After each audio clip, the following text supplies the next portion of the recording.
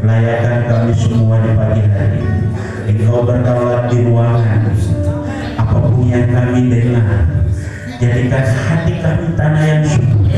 Ketika firman itu ditabur, dia akan bertumbuh subur, bahkan menghasilkan buah.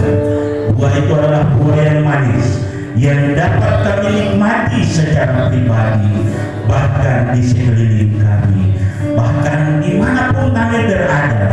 Kami jadi berkatnya Tuhan, kami jadi saluran berkatnya Tuhan. Terima kasih Bapa, terima kasih, Engkau istimewa di hidup kami. Kami datang dari berbagai pergumulan Bapa. Kami percaya ketika kami ada di tempat ini, kami pulang dengan berkat yang datang dari surga. Terima kasih Bapa, urapi kami semua, dan hamba yang menyampaikannya adalah karena dia adanya, tetapi oleh karena roh itu hamba boleh berkata-kata mewakili Engkau Bapa. Urapi perkataan hamba, urapi perkataan hamba. Terima kasih Abba, terima kasih. Kami siap menyambut berkat-Mu dengan nama Tuhan Yesus Kristus Tuhan. Haleluya, sama-sama katakan amin. Haleluya. Pelayan silakan duduk kembali ke tempatnya. Shalom. Shalom. Saudara Ibu, biar kita apa ya? Bila ingat akan kembali. Saya tahun 2001, 2000 saya ada di sini. Ya, kebetulan waktu itu kami ada dapat kegiatan di Wamena yang kita butuhkan transportasi udara. Waktu itu kita di Auris ini yang luar biasa Bapak Ibu. Saya kemarin sama istri tidak merencanakan harus ke Biak, dan tidak berencana juga akan saya tampil di hadapan Bapak Ibu, tetapi karya terbesar Tuhan, ya, kami boleh ada. Ya, terima kasih tadi kesaksian dari saudara kami, mama mantu ipar saya, ya. Bapak Ibu, perkenalkan nama saya Umbu Baru. Ya, biasa dipanggil Pak Umbu di Manokwari. Saya orang Manokwari, asal Sumba, NTT. Ya, numpang lahir di Sumba, NTT. Lalu masa muda, ya, kalau kata masa muda berarti masa pacaran ada di Manokwari, begitu ya, sampai sekarang. Ya, kalau Bapak Ibu lihat ke depan, oh, kok sudah ada landasan hadiah, gitu. Artinya bahwa benar-benar Tuhan bawa ke Papua, ya, lalu ketemu seorang yang luar biasa bagi saya, karena orang ini dapat mendampingi saya baik suka, duka, susah, senang, gitu kan, ya. Namanya Ibu Indorani Rumah Robek, ya. Opanya dari Yunulis, ya, asli yang punya Pulau Biak, gitu ya. Tapi opa dari istri saya itu berlayar ke arah Teluk Kuandama, lalu perahunya kandas di pulau yang namanya Pulau Rumberpon. Lalu itulah kawin-kawin, kemudian dapat bapak mantu saya, lalu bapak mantu saya juga lahir di Biak. Kurang tahu informasinya waktu itu bapak cerita Bosnik atau Ambruben, ya. Tapi yang jelas saya punya tulang rusuk, Tuhan bawa di Biak. Lalu saya berlayar, sayangnya perahu kami patah layarnya, lalu terombang-ambing di Teluk Doreri, Manokwari. Akhirnya kami mendarat di situ,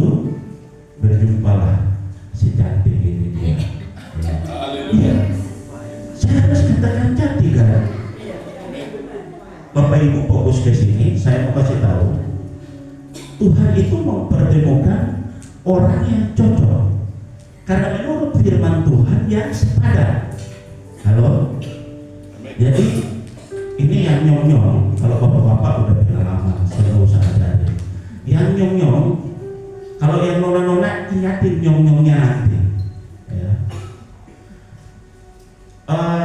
Jangan memandang seorang perempuan, ya, karena ketika pertama kita ketemu, bukan hati berdebar, jantung berdebar.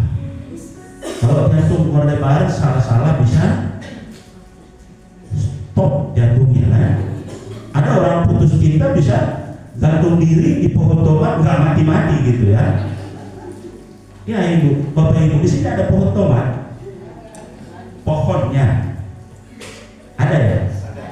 Ada ya. Di pegunungan Arfak itu pohon tomat setinggi ini, bisa setinggi gedung di tempat yang subur. Tapi bukan tomat yang kita jadikan sambal itu, bukan. Dia buahnya bisa dimakan, tapi sayangnya pohon itu tidak bisa menahan beban, ya. Makanya saya kasih perumpamaan, orang itu bisa menghayal gantung diri pohon tomat dan bisa mati, bapak ibu ya. Ya. Jadi artinya bahwa pada masa muda kita, kalau cewek pasti banyak cowok, minta nomor dong. Zaman sekarang kan saya bisa chat gitu.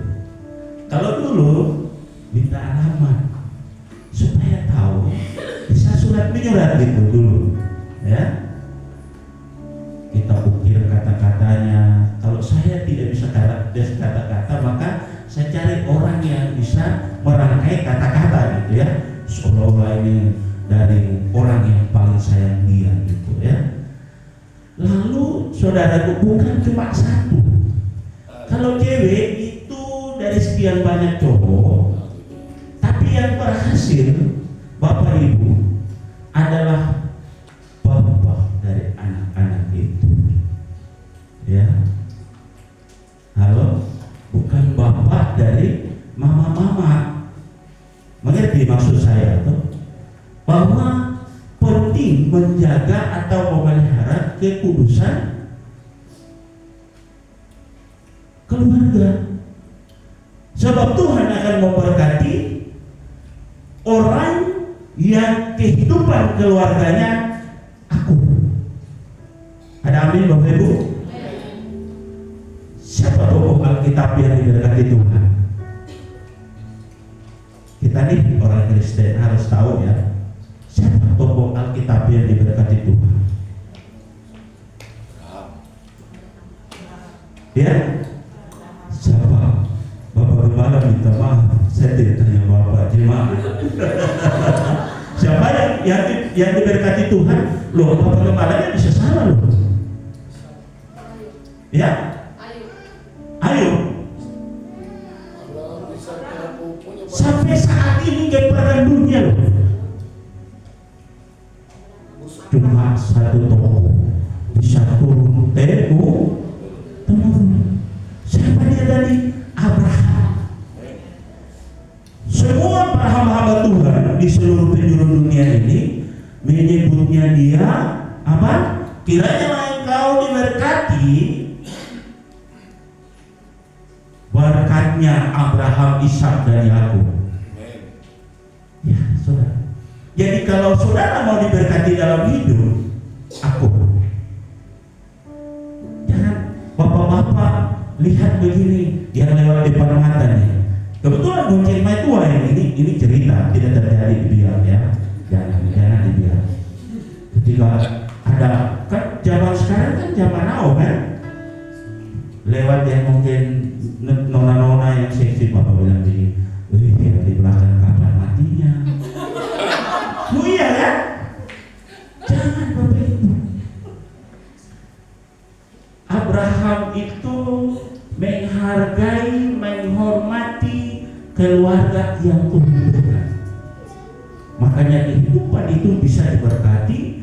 Maka dari Abraham kita pun diberkati.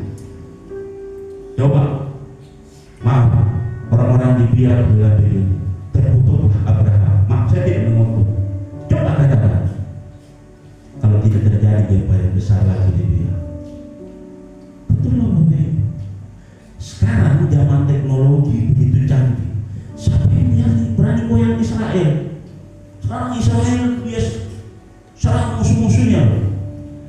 Ya, begitu keceplosan satu rudal kecil dihebohkan di dunia, sudah hancurkan Israel. Itulah media Indonesia.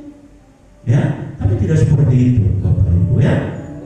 Jadi hidup kita kalau mau diberkati, bilang sama pasangan Anda, kau yang paling cantik, kau yang paling cantik. Ini saya jujur, saya hamba Tuhan. Waktu saya kenal istri saya, banyak loh cewek-cewek, Pak, kenalan. Karena di Manokwari zaman itu ya bagian dari salah satu pemuda yang aktif, ya. Beliau sekolah di SMK di Manokwari. Saya nggak tahu juga saya harus pacaran dan jadi dengan dia. Tapi itulah Tuhan. Itu jujur loh. Cewek-cewek itu cantik, kau kenal malam-malam bayangin dia kan. Coba istri bapak kebayangin kalau anak sudah 3. Saya mau tanya, masih cantik gak? Kok gak ada yang jawab? Kalau anak udah 3 masih cantik gak? Masih cantik. Masih cantik bapak. Kalau mungkin postur tubuhnya berubah, jadi waktu ketemu, jangan bayangin sekarang, bayangin waktu ketemu dia.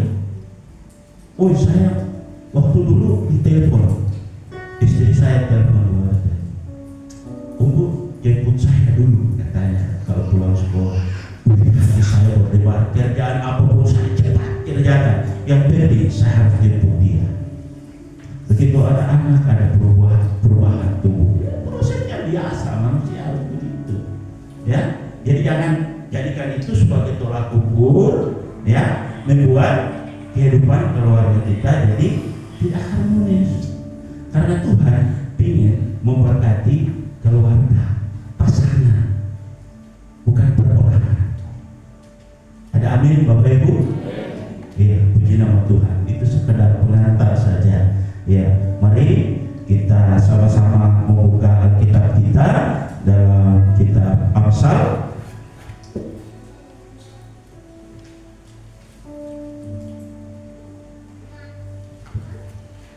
Amsal pasal 11. Amsal pasal 11 ayatnya yang ke-22 dan 25.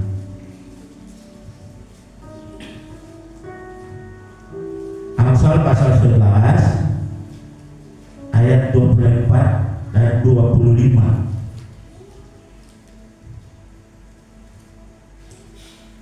Saudara, mari kita sama-sama bangkit berdiri untuk menghormati firman Tuhan.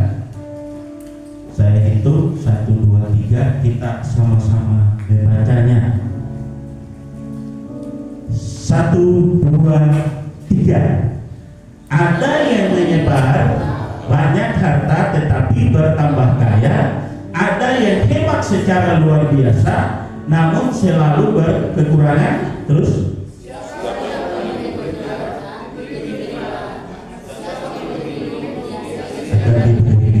silakan duduk. Terima kasih ya, Tuhan luar biasa.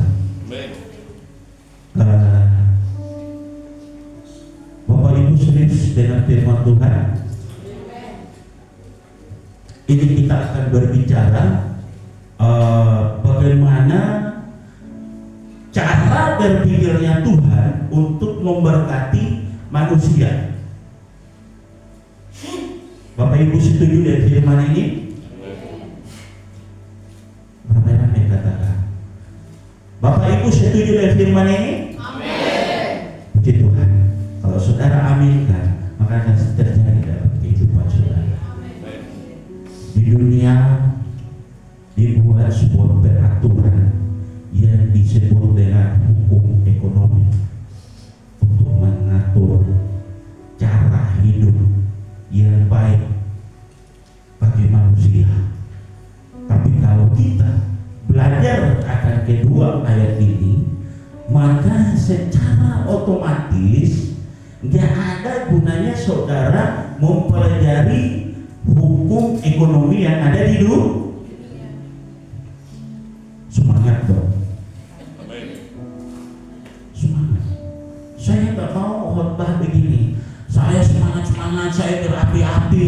kau diberkati Tuhan bla bla bla, saya nggak mau janji.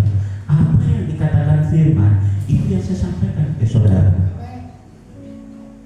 Ada yang menyebar banyak harta tetapi bertambah kaya. Coba perhatikan kata dunia bilang begini, hemat bakal. Saudara percaya hemat bakal kaya? Ya, hemat bakal kaya. Tapi kau menikmati kekayaan ini? Ya saudara, ada orang bilang ini, apa yang penting kaya, makan super mie aja. Saudara rasa berdosa tak terhadap firman ini? Ayo saya mau minta pendapatnya. Saudara rasa berdosa tak terhadap firman ini? Gini nih, dengar baik-baik. Karena saking mau kaya, ya, saya hemat luar biasa tiap hari. Rebusnya daun kelor, kalau di NTT daun kelor, apapun daun kelor, apapun jagung bose. Betul, yang penting kaya. Apakah pertanyaan saya, apakah saudara rasa berdosa dengan firman ini? Pemberian Tuhan, dengan baik-baik, pemberian Tuhan untuk saudara dan saya nikmati, amin. Selebihnya dari itu adalah kita harus menjadi saluran berkat. Terang Bapak Ibu, nanti ada ayat-ayatnya supaya saudara mau bacanya, ya sama-sama kita baca supaya kita yakin akan firman ini, ya. Saya kenapa bicara seperti itu? Karena saya mengalami. Saya nggak akan bisa berbicara firman yang memang belum saya alami. Amin Bapak Ibu. Sebab itu, kalau kita berbicara kesaksian, itu adalah pengalaman hidup bersama dengan Tuhan. Sebab itu, ketika kita memahami firman, harus betul-betul firman itu tetap bekerja, sebab kita ini saksinya Tuhan. Apapun konsekuensinya, kita adalah saksinya Tuhan. Sebab itu, kita menyampaikan firman versi saya. Kita menjadi saksinya Tuhan. Gini Bapak Ibu, memang dalam kehidupan saya dulu ketika lari dari kampung sampai di Papua, saya berpikir bagaimana kehidupan saya ke depannya. Saya ingat bapak saya itu dia tidak sekolah, karena kami di Sumba itu kalau kawin-kawin uang gak berlaku, apapun gak berlaku. Yang terpenting siapa yang nanti anak saya kawin, kami akan bayar dengan hewan namanya kuda. Sampai saat ini, makanya sekarang kalau bilang kuda 10 ekor, ya diperkirakan itu kudanya seperti apa, terus ditaruh harganya. Sekarang ada bisa begitu, tapi kalau dulu zaman saya masih kecil tidak bisa. Jadi dihitung berdasarkan kuda yang ditentukan. Kalau kuda itu kurang bagus, maka 1:5. Jadi kuda yang tadi 1 ekor itu kalau tidak sesuai, biasa mereka toki tambur atau suling begitu, dia tidak bisa menari, tidak bisa mengikuti irama yang ada, maka dewan juri bilang ini tidak masuk. Nah, ketika dari pihak saya sudah tidak mampu, maka kudanya itu jadi 1:5 sama dengan berapa? 6 kan? Jadi ditambah yang satunya tadi, tapi dendanya ada 5 lagi. Terserah itu mau kerbau, mau sapi, gak apa-apa. Yang penting kaki 4 terkecuali babi. Itu Bapak Ibu, kehidupan manusia seperti itu. Di pagi hari ini Tuhan mengajarkan kita supaya kita menjadi saluran berkat. Ada tapinya. Pertama, kehidupan pribadi. Kehidupan pribadi ini kita hubungannya baik dengan Tuhan, terus kemudian dengan anak, istri, menjadi contoh dan teladan. Gak usah ditawar-tawar. oh saya nanti ibadah di Pak Pendeta Khalid, di sana selalu ada solusi, kira-kira seperti itu. Nanti katanya begini-begini kita dijadikan firman Tuhan, enggak seperti itu. Kalau kita punya kehidupan keluarga bagus, ya perhatikan baik-baik, maka kita akan menjadi berkat.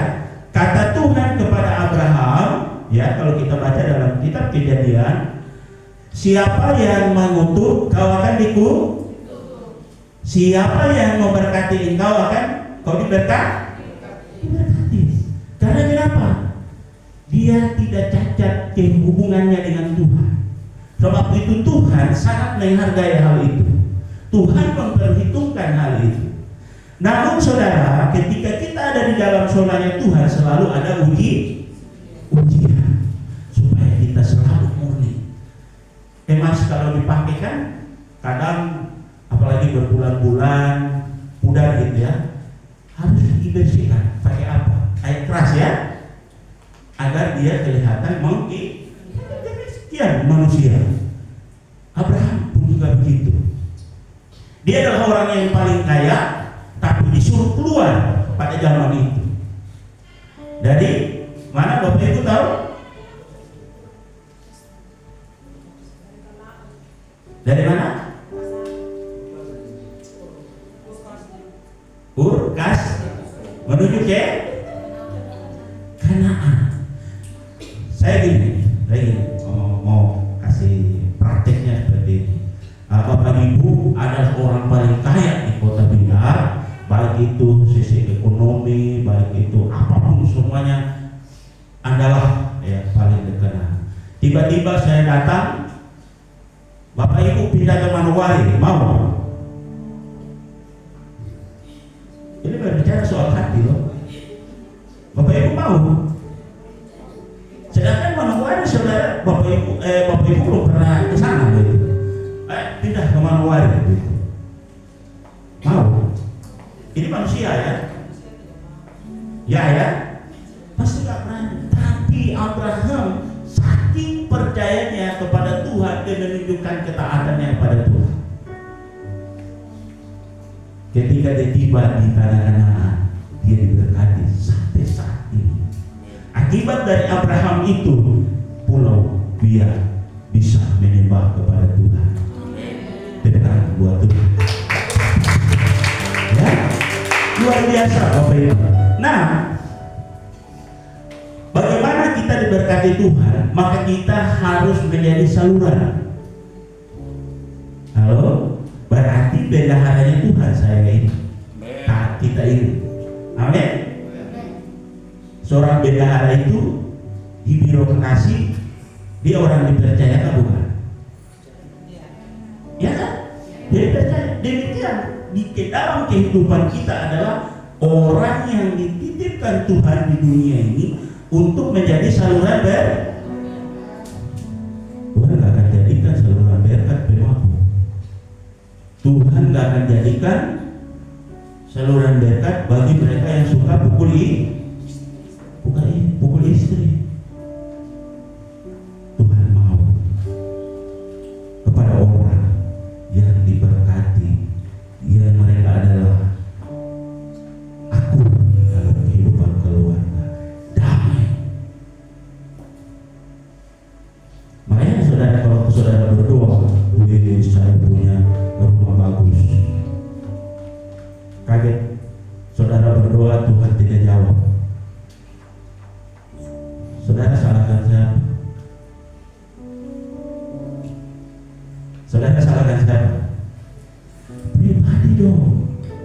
Kita harus bangun hubungan yang baik dengan Tuhan. Kita perbaiki gaya cara hidup kita supaya berkat itu tidak terhalangi. Nah, dalam kehidupan keluarga kita tidak akur. Kita terima gaji 13, kadang itu kan tidak bisa tipu istri. Maaf, gaji 13 belum masuk. Katanya Pak Bupati begini. Alasan kan? Ini ada om di sana. Nona, Bapak tadi ada tidur di gorong. Loh, serius. Lalu saudara menghayal membuat sesuatu yang terbesar dalam kehidupan saudara, bahkan datang sama pendeta, "Pak pendeta, saya mau saya punya anak begini," sedangkan saudara sendiri tidak sejalan dengan apa yang Tuhan mau. Makanya Tuhan bilang, "Aduh, saluran ini lagi kotor, tersumbat." Ya, teriak-teriak mau minum air, tapi saudara tidak pernah sadar bahwa saluran itu lagi tersumbat. Saudara diberkati, berani memberkati orang.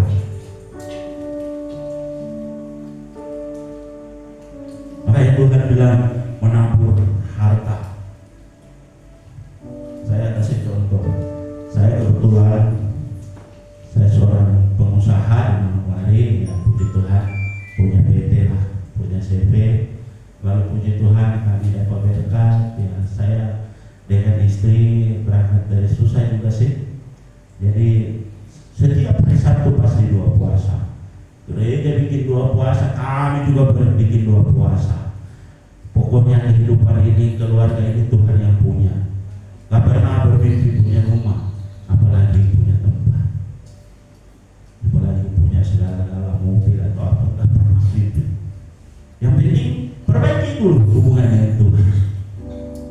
Suatu ketika kami tinggal di rumah sewa, bilang begini sama Tuhan, "Tuhan, kami minta tempat yang dimana kosong kami bisa tinggal, bangun terpal juga jadi tenda apa gitu." Itu doa kami. Gak pernah menghayal kayak gini. Jadi Tuhan kasih tempat yang besar, bisa buka lahan, memberkati banyak orang, ya, orang NTT, orang Papua, orang Maluku. Kami buka tempat. Jadi berkat itu jangan ditahan, kita jadikan berkat itu untuk membantu saudara-saudara kita yang tidak mampu.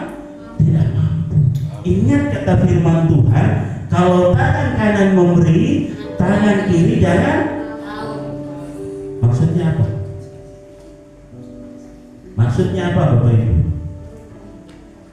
Supaya jangan ada nanti, biasa kan di kehidupan rumah tangga, ibu bapak loyal sih kata istri. Biasanya ya, saya suka nonton sinetron, tapi puji Tuhan istri saya nggak begitu.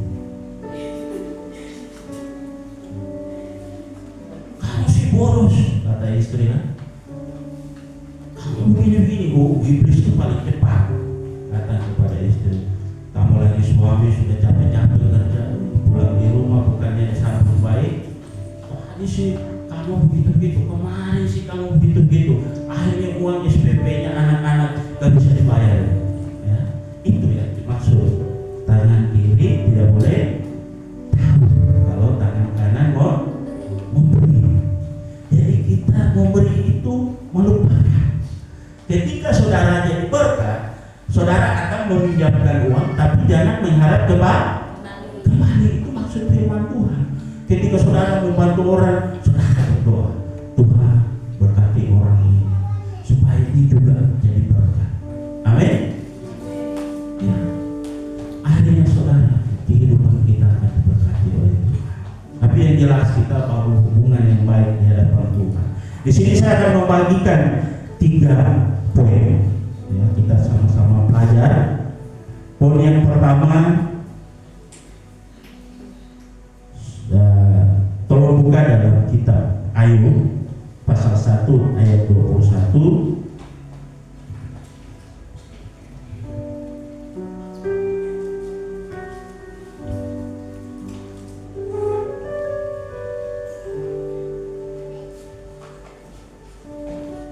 Ya, Bapak Ibu kita sama-sama membacanya.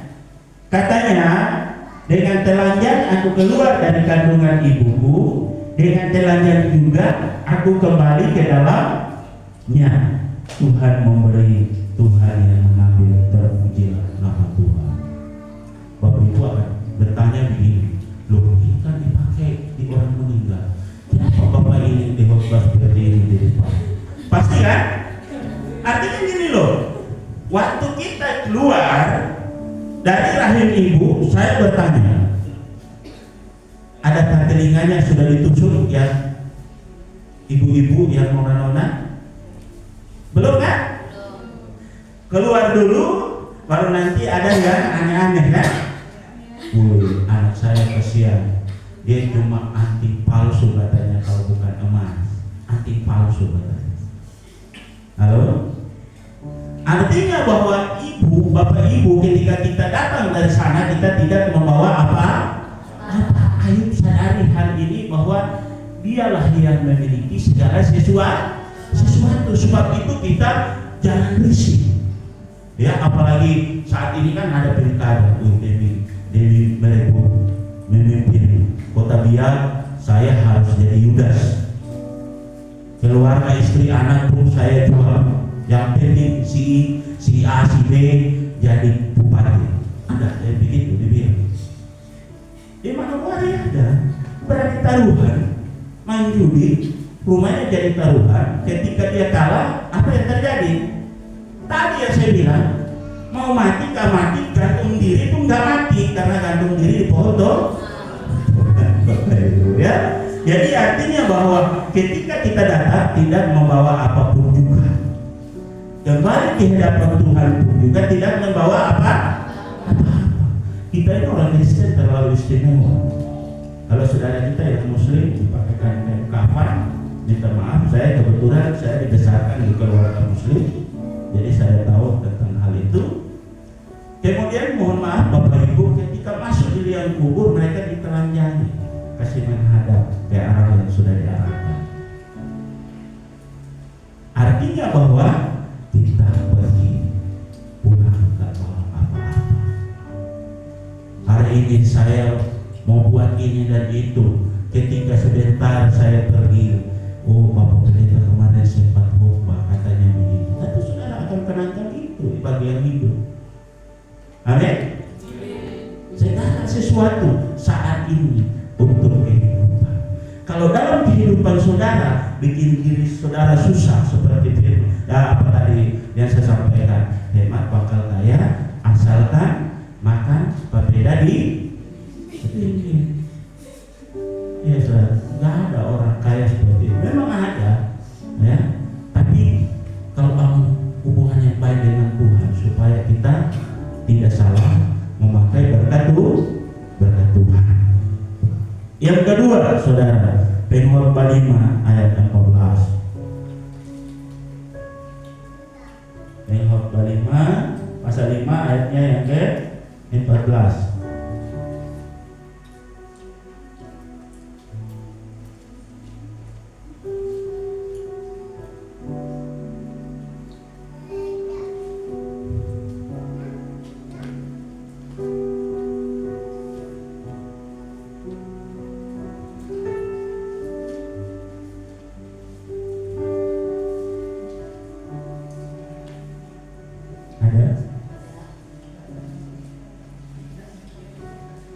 Dan kekayaan itu binasa oleh kemalangan, sehingga tak ada suatu pun padanya untuk anaknya. Perhatikan baik-baik Bapak Ibu. Makanya Tuhan itu profesor dalam memberikan berkat bagi setiap kehidupan manusia. Jadi maunya Tuhan itu kita bangun hubungan baik dengan Tuhan. Ketika kita diberkati oleh Tuhan, maka berkat itu akan jatuh ke anak-anak, akan dikelola dengan baik supaya jadi berkat. Dan kebanyakan manusia gagal melakukan hal itu. Kita punya pemimpin di negeri ini, di bangsa ini, namanya Pak Harto. Ketika waktu itu Pak Harto sudah mulai tua, mereka memperebutkan hak, lalu korban apa? Ibu mereka mati karena beberapa kekayaan kan? Pernah Bapak Ibu tahu hal ini? Heboh kan zaman itu. Cuma memang tidak dipublikasikan. Lalu mama mereka meninggal. Itu saudara, apa artinya kita memiliki seantero dunia ini dan pada akhirnya juga konyol ujung-ujungnya. Amin. Yang berikut Bapak Ibu, Pengkhotbah 5 ya, ayatnya yang ke-18.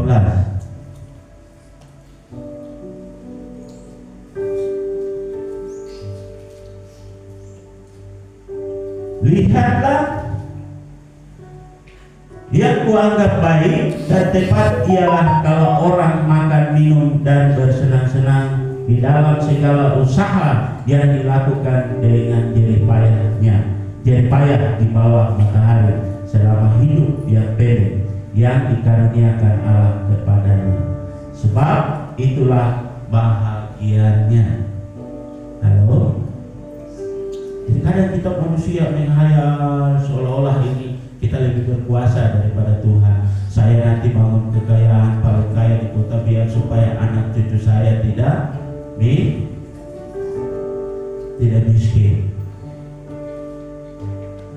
Jadi saya ngajarin supaya Bapak Ibu mengerti tentang berkat Tuhan. Ya.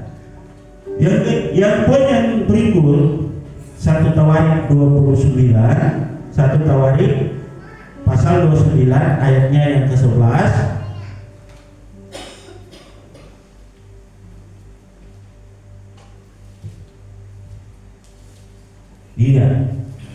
Dia Tuhan punya mula kebesaran dan kejayaan, kehormatan, kemasyhuran dan keagungan. Dia segala-galanya yang ada di langit dan yang di bumi. Dia Tuhan punya mula kerajaan dan Engkau yang tertinggi itu melebihi segala-gala sebagai kepala. Kita ini bukan apa-apanya. Maka Bapak Ibu perhatikan, iblis itu pintar.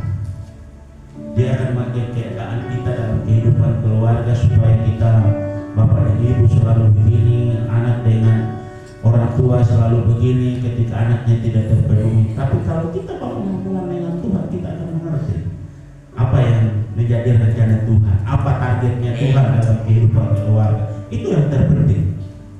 Jadi saya kadang mempersalahkan diri sendiri juga ketika merenungkan firman ini. Ketika ada sesuatu yang gagal saya lakukan, saya bilang, Tuhan maafin saya salah. Ya, kita harus begitu. Jangan salahin orang lain.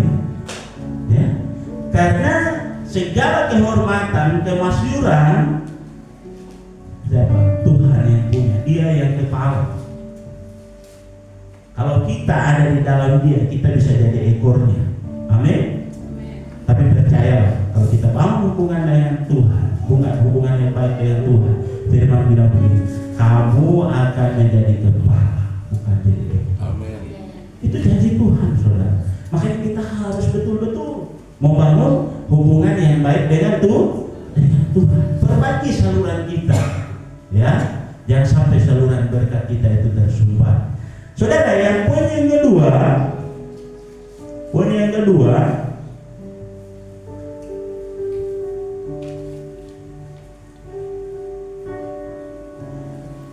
kalau kita memberi, membebaskan kita dari keterikatan pada harta kita. Halo, coba perhatikan. Kalau saya memberi, katakan begitu, akan membebaskan saya dari keterikatan daripada berkat itu. Karena firman Tuhan bilang, di mana ada hartamu, di situ ada ya. Jadi di mana ada harta, di situ ada hati. Saya pun kemarin saya punya babi dari berapa ekor di tanah wangi. Saya selalu telepon anak saya kan. Artinya ini bicara soal hati. Selalu kita ingat aduh kasihan babi itu sudah makan tak belum gitu ya. Ini contoh sederhana saya kasih tahu ya. Karena berkat, karena harta akan membuat saudara jarak hubungan dengan Tuhan. Halo. Tapi kalau kita memberi, membuat kita tidak terikat terhadap berkat itu. Amin. Karena Dia yang punya. Kita lakukan apa yang Tuhan mau. Lihat firman-Nya, saudara, sama-sama kita buka ya. 1 Korintus 6 ayatnya yang ke-10.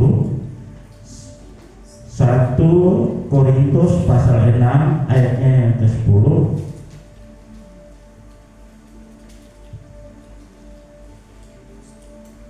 Iya, pencuri, orang kikir, pemabuk, penitnah, dan penipu tidak akan mendapat bagian dalam kerajaan Allah. Kikir apa Bapak Ibu? Bahasa kerennya kikir apa? Pelit. Ada saudara tetangga rumah bilang ini, Bapak, Ibu, aduh, saya tadi ada urus anak sekolah tidak sempat ke pasar, ada tomat dan padahal ini ada 10 kilo dalam kulkas. Lalu ibu bilang, aduh kasihan ibu, saya juga tidak ada. Loh, ini jujur, hal-hal kecil biasanya terjadi. Hal kecil aja kita tidak jujur, bagaimana Tuhan mempercayakan perkara yang besar. Halo? Ini Bapak Ibu. Jadi jangan main-main, bahwa penting membangun hubungan yang baik dengan Tuhan supaya kita jangan jadi orang yang kikir. Dia bilang apa? Tidak dapat bahagia dalam kerajaan Woi, waktu di dunia hebat. Dia kalau pendeta khotbah berapi-api, ya kan, sampai tangannya kayak gini-gini, supaya jemaat ini lihat ada berlian-berlian. Ya, saya kalau di Manokwari, Bapak Ibu, ya, tapi tidak dapat bahagia dalam kerajaan dalam kerajaan sawah, dalam kerajaan surga, Bapak Ibu. Mau seperti itu? Berarti kita renungkan bagaimana, ya. Yang berikut, Amsal 11, ya, Amsal pasal 11 ayatnya yang ke-17.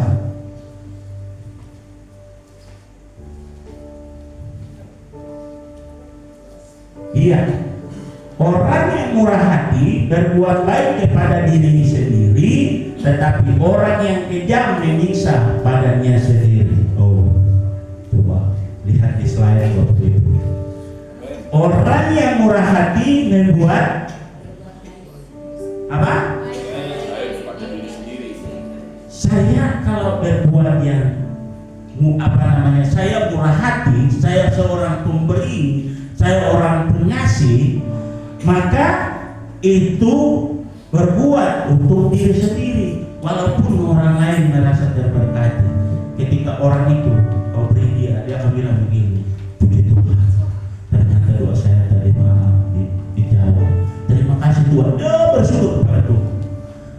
Tapi kalau kau bilang begini, aduh, saya tahu Bapak dan Ibu di sebelah, lo punya uang, lo punya usaha, kasihan lo juga bilang begini, dia pulang kecewa, Bapak Ibu. Kecewa itu adalah bentuk doanya dia kepada Tuhan. Amin. Makanya, tetapi orang yang kejam menyiksa badannya sendiri. Satu hari belum, 1 tahun belum, 2 tahun mulai terasa. Halo? Saudara tidak pernah sadar hal itu, bahwa kita dari lubang untuk kita masuk di lubang itu. Amin. Yang berikut Bapak Ibu, ya banyak belajar ya. Lukas 6 ayat 30. Betul, ada ketiga.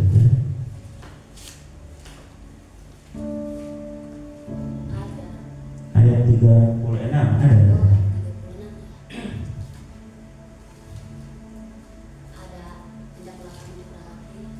Iya, hendaklah kamu murah hati.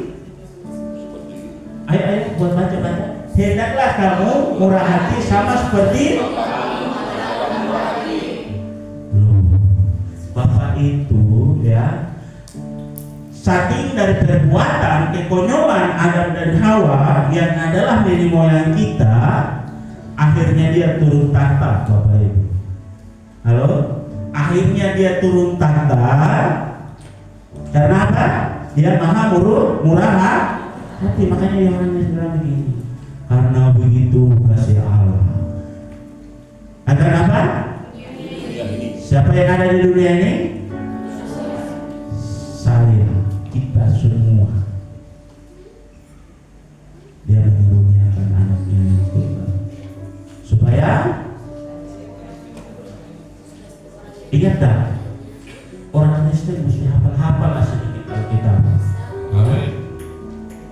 Supaya setiap yang percaya beroleh dapat kehidupan yang kekal.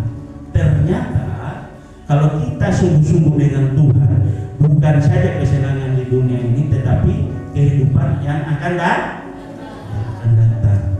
Saudara diberkati di dunia ini, dipercayakan Tuhan, loyal dalam segala hal, apalagi yang berhubungan dengan pelayanan Tuhan. Bapak Ibu, puji Tuhan, ini kesaksian. Waktu kami bangun doa puasa dengan istri saya waktu itu, lalu tiba-tiba ada seorang jaga, maaf, orang Jawa, saya bantu dia uruskan adminnya, perusahaannya, lalu kami diberkati uang waktu itu 5 juta Maya. 5 juta, lalu 3 jutanya itu saya pakai beli motor bekas, Bapak Ibu. Ini kesaksian ya. Tadi sengaja saya tidak mau bersaksi. Saya orangnya suka bersaksi dalam hidup, Bapak Ibu. Akhirnya uang 5 juta itu saya ngatur dia, saya beli motor harga 3 jutaan ya, hitung dengan perbaikan. Terus kemudian kami pakai motor itu untuk ojek di mana-mana. Saya begini bagian dari pendiri ojek di Manokwari dengan Pak Frey, Pak Wakun, ya. Orang dia gitu kan, orang dia ngumpul ya, luar biasa Bapak Ibu. Akhirnya suatu ketika kakak ipar saya, dia adalah seorang hamba Tuhan yang paling tua, dia bilang, aduh Bapak Arnold, kebetulan saya punya anak nama Arnold yang tua,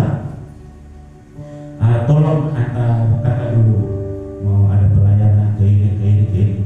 Lalu saya berpikir begini, ini kan dia pelayanan buat Tuhan, ya kan? Paling tidak kan dia bantu berdoa untuk saya, dalam hati saya ini saudara, ya. Ini sudah mau kenal dengan Tuhan. Saya lebih baik dengan firman Tuhan, lebih baik jangan dengar yang lain lah. Masa hebat bakal kaya, benar ini. Mana yang benar, lebih baik saya ikuti Alkitab saya bilang. Lalu diam-diam ini saudara, istri saya jadi saksi, nanti tanya sama dia. Lalu dia pulang, kakak, pakai naik aja dulu ke Ransiki motornya. Lalu dia tiba ke Ransiki, lewat berapa hari, anaknya yang nomor 2 bawa turun ke Manokwari itu motor, bilang, Om, Bapak bilang sampaikan ke Om dan Tante terima kasih, dikembalikan motornya kan? Oh tidak, kakak saya ambil tindakan, naik 2 lagi bersih-bersihkan bunga di hadapan rumah sewa. Waktu itu kami sewa orang rumah. Puji nama Tuhan, saya ambil STNK, BPKB, saya kasih pulang kembali pakai motor ini, sampaikan ke bapak titip untuk pakai di pelayanan. Bapak Ibu yang tadi bicara tangan kiri jangan tahu, ini di depannya dia istri saya. Kamu ini gila, kita harap ojek bayar rumah sewa belum makan anak-anak, apa pula kalau sakit. Istri saya bilang, saya baru lihat asli istri saya saat itu. Istri saya dia kejam juga gitu ya. Dia orang Papua, orang Biak, tapi kalian Bapak Ibu, ya. Tapi suatu ketika itu dia katakan saya begitu, seolah-olah saya itu dipukul. Saya bilang, sudahlah, Tuhan saja sudah yang tahu. Saya bilang, pasti Tuhan kirimkan yang lebih besar. Saya bilang sama istri saya, pokoknya satu malam itu dia rongrong, saya baca firman dulu, saya berdoa dulu. Semakin dia marah, saya berdoa terus di depan dia. Iya, saya dalam hati saya bilang, lama-lama Tuhan tampar kau nanti.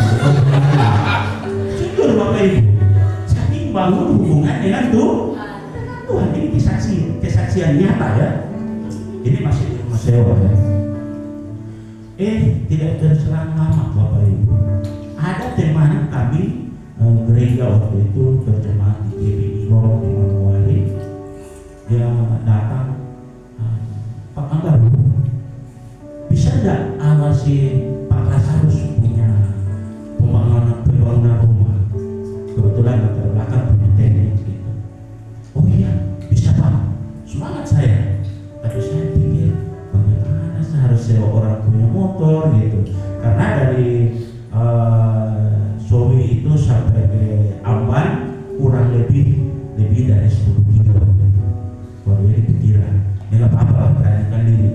Ada tetangga di komplek sehingga Pak motornya kalau saya sewa 1 hari berapa? Oh 35 katanya waktu itu. Oh iyalah, sudah kita hitung-hitung, saya sampaikan ke Pak Yosef dengan saya, Pak ini saya pakai orang punya motor, bisa nggak setiap minggu saya dapat berkah? Oh sangat bisa Pak, asal Bapak awasi sudah. Bisa hitung itu rumahnya punggung kura-kura di Manokwari ya, rumah ada arfak tapi dibangun dalam bentuk beton. Oh luar biasa. Hanya Bapak Ibu, Pak Lazarus kasih tanda ucapan terima kasih, kami bangun itu gereja lagi, namanya gereja Erikson Trik di depan Telkom di Manokwari. Kalau Bapak Ibu pernah ke sana, itu bekas tangan saya. Itu anggarannya 1 miliar lebih. Padahal zaman itu Bapak Ibu, kami itu dari mimpi bagaimana punya perusahaan ini nanti dapat proyek 300 juta. Kalau sampai Tuhan kasih pun 500 juta, itu harapan kami di dalam doa kami. Tapi yang diduga kasih 1 miliar lebih. Akhirnya hasil dari itu kami juga beri bersepuluh di gereja itu. Kami bantu juga. Itu pun lebih. Saya hasilnya sampai sisa-sisa bangunan saya tanya ke ketua panitianya, Pak ini bagaimana materialnya? Ya sudah Pak, kontraktor atur saja. Ya saya bawa pulang. Saya dari tempat itu di Solo, saya bangun rumah, tinggal sampai sekarang. Depan pelabuhan feri kalau ke Manokwari itu. Jadi kalau jemaat ini ke Manokwari, kalau mencari tempat tinggal, nanti kita nomornya di Bapak Pendeta, kami siap melayani. Amin Bapak Ibu. Bapak Ibu sewa-sewa ya, lebih baik kita sesama anak Tuhan saling membantu. Amin. Harus begitu. Kita harus praktikkan kasih. Jangan cuma katanya tapi kita tidak mampu melakukan. Amin. Ya. Dari situ mulai kami beranjak. Wah sudah ini punya Tuhan.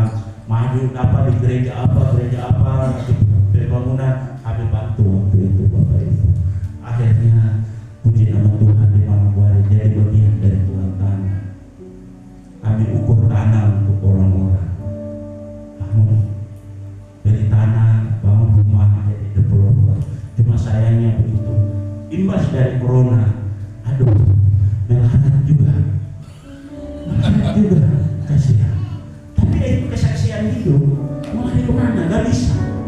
Walaupun berhutang di bank, tapi Tuhan kasih jalan. Ada satu bank Bapak Ibu di Manokwari. Saya bilang begini, bukannya kami tidak mampu Bapak ya, tapi yang jelas kami jamin bangunan dan mobil. Kalau mau sita aja saya bilang. Saya ini orang yang mentalnya bagus gitu. Sita aja Bu, sita aja Pak saya bilang. Tapi Tuhan, yang namanya berkat Tuhan tak lepas. Suatu ketika bank itu datang taruh plang di depan rumah itu. Wah kalau secara psikologis malu. Wah ini seorang pengusaha, ada Tuhan lagi, baru ada plang ini di depan rumah, ngeri kan? Saya bilang, saya nggak mau tahu hidup dari Tuhan punya. Seperti tadi kan? Hidup kita ini ditepalai oleh Tuhan. Dia bosnya Pak, bukan kita. Saya serahkan itu. Saya bilang istri berdoa aja, ya. Bapak Ibu ada satu lagu penyembahan saya ingat. Berkatmu sempat membuat kita terpesona. Akhirnya kita lupa Tuhan. Saya bilang, oh Tuhan, jangan sampai saya ini bagian dari orang pencinta harta. Jangan Tuhan saja. Kalau mau sita rumah ini sita aja. Kalau Tuhan mengambil mobil, ambil aja, tidak apa-apa. Saya masih sehat, istri saya masih sehat, anak-anak sehat. Amin. Saudara singkat cerita, bank itu blacklist dari BI. Gagal jadi bank, Bapak Ibu. Bank swasta di Mangkuari. Saya tak perlu sebut namanya. Kalau tanya orang Mangkuari pasti tahu. Jangan main-main dengan Tuhan. Kalau kita mau hubungan yang baik dengan Tuhan, siapapun mengganggu bagianmu dari Tuhan, Tuhan akan bertindak. Amin. Tuhan akan bertindak. Jangan ragu memberi untuk pelayanan Tuhan. Asalkan kita loyal, betul-betul loyal dengan Tuhan punya pekerjaan. Kami bangun beberapa denominasi gereja, bahkan Bapak Ibu ini miskin. Sampai di Asosiasi Pendeta Indonesia, Pak, katanya kamu itu kasih bantuan bagi masjid itu. Di mana ada salah satu masjid. Wah, saya tak perlu. Saya ini seorang hamba, saya harus praktekkan kasih. Suatu ketika kebetulan manajer saya orang Muslim, dia bagian dari panitia. Kebetulan di Osmen saat itu, memang ini saya bingung mau bawa kemana, mau bangun nggak punya tempat gitu. Oh, sekitar 200 ya Pak. Ya, ambil aja di Makmur Perkasa. Saya bilang sama manajer, Pak, ini atas nama siapa? Ini panitia. Oh, masa atas nama saya? Gak mungkin dibacakan nama saya di sana. Ya, namanya manajer saya ini jujur, Bapak Ibu. Dia sampaikan di sana, tulis namanya saya. Lalu suatu ketika mereka bacakan, sebut nama saya katanya. Kebetulan ada teman-teman yang pendeta umum kok bisa sumbang ke masjid. Akhirnya Bapak Ibu, ada keluarga dari Muslim itu bertobat. Saya bilang saya itu cuma mempraktekkan kasih yang dibuat oleh Tuhan yang saya. Setuju Bapak Ibu? Kita ini pelaku. Kita ini bukan jadi kutub, harus jadi berkat. Bahkan berkatnya kita adalah kutub bagi orang lain. Jadi bagi kita jadi berkat. Asal kita menjadi pelaku daripada firman itu. Betul Bapak Ibu. Akhirnya ya puji Tuhan, ada denominasi gereja sering saya kunjungi untuk melihat pembangunannya. Aduh Pak, nanti begini-begini, akhirnya ditarik. Nanti jadi hamba Tuhan, saya nggak bisa. Saya bilang, kami baptis di sebuah gereja penyerahan anak, ya kan? Ya ini mau cari yang mana lagi? Gereja itu adalah tubuh Kristus. Dimanapun saya mengatakan jemaat di sini, kalau terjadi jemaat di sini, jangan lari ke sana sini, Bapak Ibu. Ya, jangan sampai menjadi warga kerajaan Allah yang tidak jelas statusnya. Amin. Karena ada hubungan yang kurang baik dengan gembala atau ibu gembala, sudah masih di gereja itu juga masih bagus. Ya kan? Kita aja nggak tulus, nggak taat, nggak menghormati Tuhan di gereja itu. Sama juga di sana nanti bangunnya begitu juga. Akhirnya kita jadi jemaat yang tidak jelas. Saya teman-teman di Mangkuari, saya jujur, saya tidak bisa. Kalau saya pindah dari gereja ini ke gereja A, ke gereja B, dan gereja A ke gereja B, saya sama saja menyakiti hati Tuhan. Pasti kan hamba Tuhan yang kecewa. Bisa menimbulkan bukan maksud begitu, kata gembalanya toh. Dia berdoa juga kepada Tuhan, Tuhan ampuni saya kalau saya salah sama bapak ini, ibu itu, kakak ini, adik itu gitu ya. Hati-hati Bapak Ibu. Jangan-jangan kita nanti tidak jadi berkat di mana kita ada. Ya. Jadi kita harus bangun komitmen dengan Tuhan, konsisten. Gitu. Yang beri minta maaf ya kalau pendeta ini minta baru diberikan. Bapak Ibu masih semangat? Ya, kalau bilang tidak, nggak apa-apa. Yang penting saya sebagai hamba Tuhan tugasnya menyampaikan hal ini kepada Bapak Ibu. Mau terima dan tidak, Tuhan juga bilang sama kisah para rasul. Ya sudah sampaikan. Kalau mereka tidak terima, kebas saja dibunuh di bawah kakimu. Nah, itu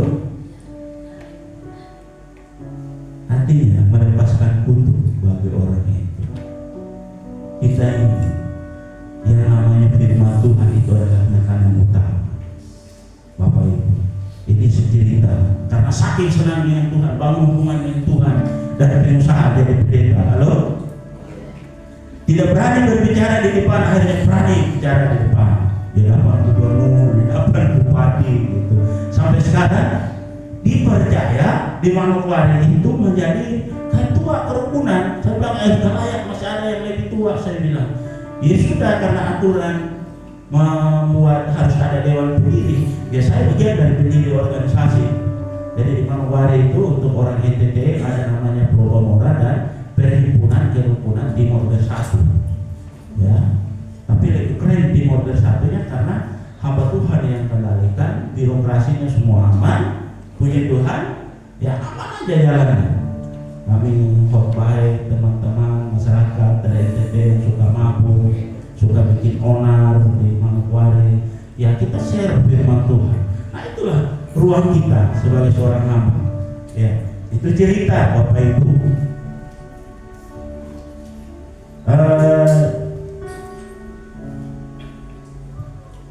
Coba saudara baca di dalam, ya ini tadi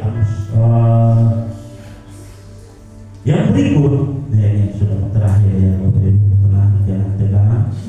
Poin yang ketiga, menciptakan kebahagiaan, ya, menolong orang lain. Ketika kita memberi kepada orang lain, ya, kita membuat dia terangkat dari persoalan atau masalahnya dia. Akhirnya yang tadinya murung, yang tadinya harus bergumul dengan Tuhan, ketika terjawab doa itu melalui kita, ya, dia akan bersuka cita. Halo, dia akan bersuka cita, Bapak. Coba kita baca dalam Lukas 18 ayatnya yang ke-30.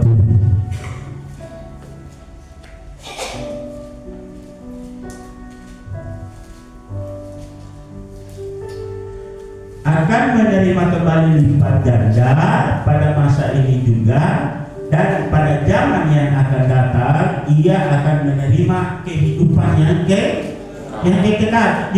Artinya begini Bapak Ibu, apa yang Bapak Ibu dan saya lakukan hari ini akan menerima upahnya dan juga jaminannya yang akan datang.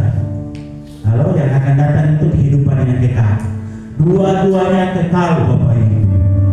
Tinggal yang mana, gitu kan? Kekal di api neraka atau kekal dalam kerajaan surga. Yang dimaksud di sini adalah kerajaan surga, kehidupan yang akan datang. Ya, saudara akan menjadi bagian dari itu ketika saudara melakukan itu. Ini mungkin sulit dilakukan, tapi percayalah kita akan mendapatkan bagian kehidupan yang akan datang. Itu firman Tuhan. Jadi ketika kita melakukan suatu kebaikan, kita akan menerima di dunia ini, bahkan juga suatu saat yang akan datang ketika kita mati betul-betul di dalam Tuhan, kita akan dibangkitkan. Yang hidup saat itu mereka akan menyongsong orang-orang yang mati, kata firman Tuhan, yang mati di dalam Tuhan akan dibangkitkan. Lalu orang yang hidup saat itu menyongsong mereka untuk menuju kepada kekekalan. Setiap manusia akan dihakimi. Yang dihakimi itu bukan yang jatuh dalam dosa, Bapak Ibu. Kita ini setiap perbuatan hari ini yang hidup di dalam Tuhan, kita akan bertanggung jawabkan. Bagiannya akan ada. Halo? Gitu. Yang berikut Bapak Ibu, semangat ya. 2 Korintus pasal 9 ayatnya yang ke-11.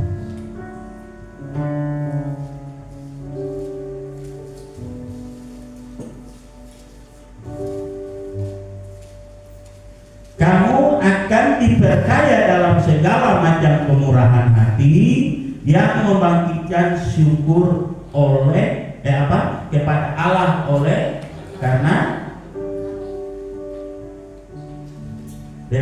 kamu akan diperkaya dalam segala macam kemurahan hati. Jadi ketika kita membangun hubungan yang baik dengan Tuhan, ketika kita mendengar firman hari ini, maka kita akan diperkaya. Saudara rasa percaya akan firman hari ini, saudara akan diberkahi. Itu firman Tuhan, bukan kata saya. Ya, yang terakhir, Bapak Ibu, yang terakhir sekali, Matius 6 ayat 19. Yang terakhir sekali,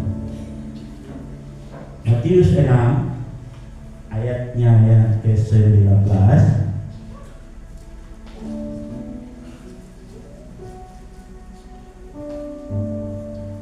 Janganlah kamu, coba rame-rame membaca ini.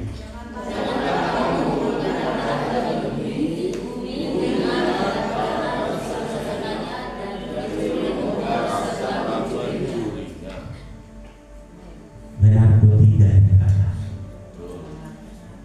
Benar atau tidak? Betul kosonde? Benar ya? Itu firman, bukan kata saya, Bapak Ibu. Jadi janganlah kamu mengumpulkan harta di bumi apa? Ngengat dan karat merusakkannya, dan pencuri membongkar serta mencuri.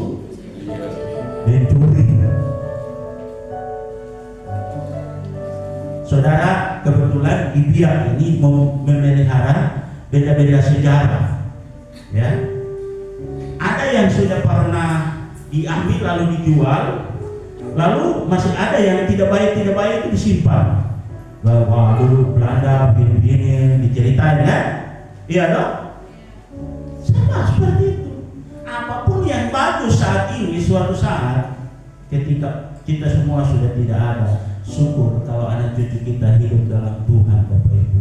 Mereka akan mempergunakan berkat itu dengan baik. Tapi kalau tidak, ini jadinya.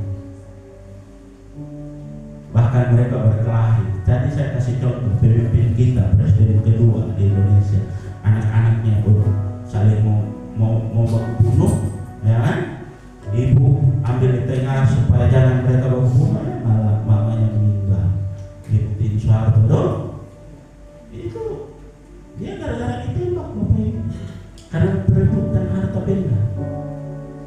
Demikian firman Tuhan, bahwa kita tidak bisa mengumpulkan apapun yang kita miliki saat ini, jadikan itu untuk memberkati pelayanan Tuhan di sekitar jemaat ini. Siapa yang mampu menopang, ya? Kalau saudara yang tidak punya apa-apa, ayo, kalau saudara punya solusi, berikan solusi itu kepada orang lain supaya menjadi berkat. Kita berkelimpahan, bukan saja di dunia ini, tapi kehidupan yang akan datang. Amin. Firman Tuhan. Mari kita tundukkan kepala, kita berdoa. Bapa kami yang baik, Bapa yang luar biasa, Bapa yang istimewa di hati kami.